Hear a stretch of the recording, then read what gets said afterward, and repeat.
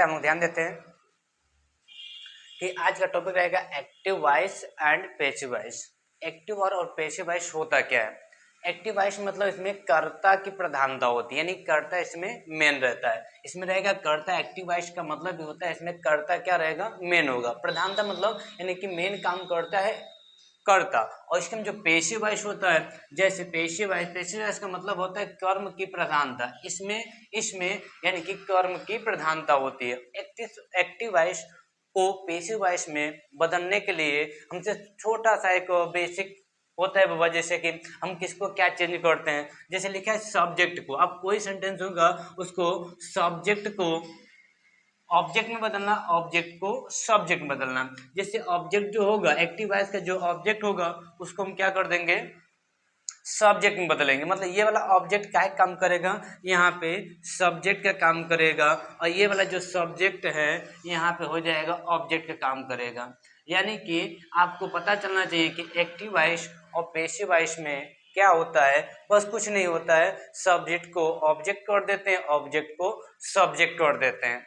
यानी कि अब उसके बाद में आपको जो नॉर्मल होता है एक्टिव वॉइस में subject plus helping verb plus main verb, उसके बाद में ऑब्जेक्ट आता है।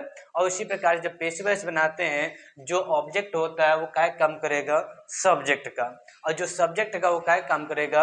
ऑब्जेक्ट का। इसमें होगी कर्म की प्रधानता, और एक्टिव वॉइस में होता है एक्टिव वॉइस में होती है कर्ता की प्रधानता। जैसे आप जैसे हम एग्जांपल लेना चाहेंगे बेटा, मोहन राइट्स अ लेटर। जैसे हम लोग स्टार्ट करेंगे, Mohan writes WRITES writes a letter.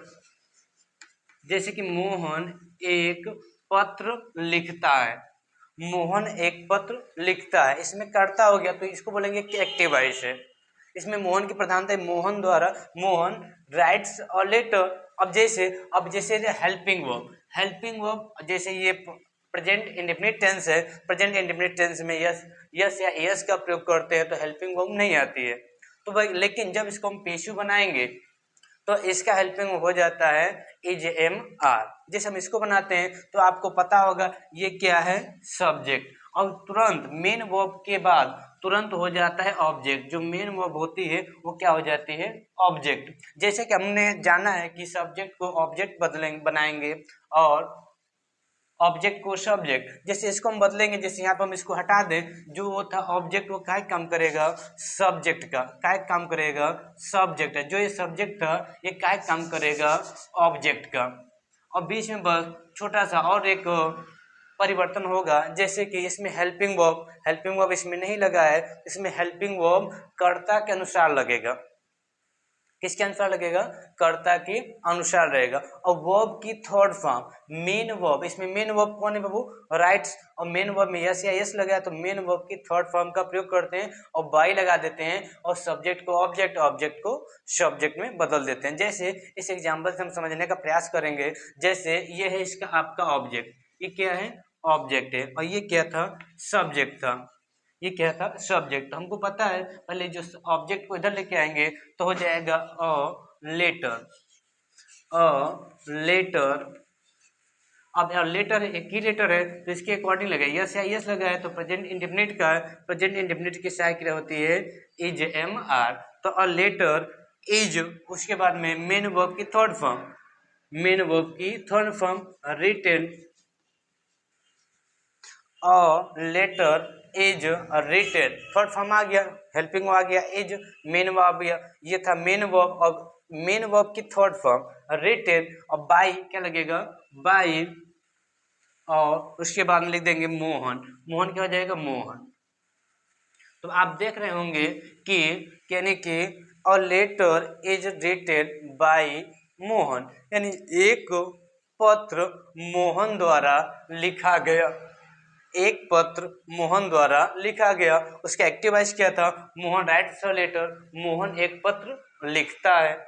तो आप लोगों को समझ में आया होगा ये प्रेजेंट इंडेफिनिट का है। अब इसके बाद हम लोग को देखिए कभी कभी क्वेश्चन ये पूछ देता है कि एक्टिव वॉइस में किसकी प्रधानता होती है, तो आप बोलेंगे एक्टिव वॉइस में कर्ता की प्रधानता होती है तथा पेसिव वॉइस में कर्म की प्रधानता होती है। और उसके बाद में हम लोग क्या करते हैं, सब्जेक्ट को ऑब्जेक्ट, ऑब्जेक्ट को सब्जेक्ट, हेल्पिंग वर्ब रहेगा तो हेल्पिंग वर्ब को, यानी कि एक्टिव और पेसिव वॉइस में टेंस नहीं बदले जाते हैं। जैसे ये था, जैसे यहाँ पे था यस या यस तो इजम, ये भी प्रेजेंट का है तो उसका पेसिव वॉइस भी प्रेजेंट ही में बनेगा।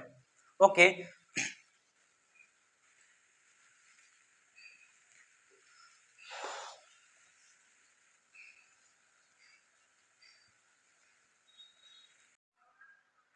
चलिए अब दूसरा काम होता है कि एक्टिव पेसिव वॉइस हम समझ गए थे कि एक्टिव में कर्ता की प्रधानता होती है और पेसिव वॉइस में कर्म की प्रधानता होती है। अब अगला काम आता है कि पर्सनल प्रोनाउंस को हम कैसे चेंज करेंगे। आप प्रोनाउंस जानते हैं कि प्रोनाउंस वे शब्द होते हैं जो संज्ञा के स्थान पर प्रयोग किए जाते हैं, तो उनको हम कैसे बदलेंगे, एक्टिव में क्या रहेगा और पेसिव में क्या हो जाएगा। जैसे कि आपको पता है आई, आई एक्टिव में रहेगा तो आई, और इसको हम पेसिव में चेंज करेंगे तो आई का मी हो जाता है। क्या हो जाता है, आई का मी। और फिर मी अगर मान लो ये है और इसको इधर चेंज करेंगे तो फिर हो जाएगा आई। इसलिए थोड़ा सा हम डायग्राम बनाए थोड़ा सा इसको समझाने के चक्कर में कि अगर आई होगा, आई अगर पेशिव में जाएगा यानी सब्जेक्ट से ऑब्जेक्ट बनेगा तो आई का मी हो जाएगा, और बाई चांस ये रहेगा मी इधर आ जाएगा तो आई हो जाएगा। तो कहने का मतलब ये है कि आई किस में चेंज हो जाएगा, मी में, ही किस में चेंज हो जाएगा, हिम में, और हिम अगर बाय चांस रहेगा वो काय में आ जाएगा, ही में। ये एक दूसरे में एक्सचेंज होते रहते हैं। जैसे सी का हो जाएगा हर, प्रोनाउंस चेंज, सी का क्या हो जाएगा हर, और हर का क्या हो जाएगा सी। जैसे यू का यू होता है no change, U no change, U रहेगा तो यू ही रहेगा। वी होगा, वी मतलब हम, वी का हो जाता है अश। ये होता है सेकेंड पार्ट में होता है कि प्रोनाउंस को हम कैसे चेंज करेंगे। उसके बाद में आता है दे का हो जाता है देम, दे का क्या हो जाता है देम। ये तो कुछ है।